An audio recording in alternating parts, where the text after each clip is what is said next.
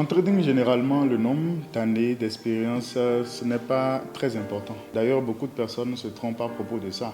Tu vas voir des personnes te dire généralement, écoute, j'ai passé 5 ans d'expérience dans le trading, j'ai 10 ans d'expérience dans le trading, mais là, beaucoup confondent en fait quelque chose, l'expérience et la continuité.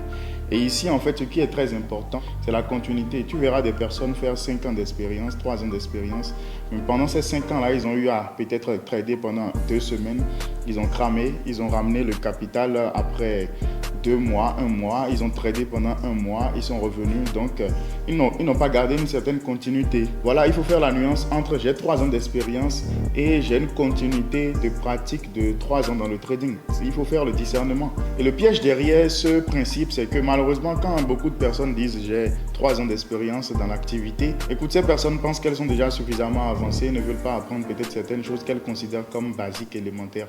Alors que j'ai toujours l'habitude de le répéter, c'est dans les choses basiques et élémentaires, surtout dans le trading, que les plus grosses différences se trouvent. Au lieu de rester derrière un faux profil comme quoi j'ai 4 ans, 5 ans d'expérience, il faut vraiment s'interpeller, il faut vraiment se poser la question, est-ce que j'ai réellement une continuité de 3 ans dans l'activité? Est-ce que j'ai pu maintenir une certaine constance pendant 3 ans, 4 ans? Et c'est ça qui est la chose la plus importante.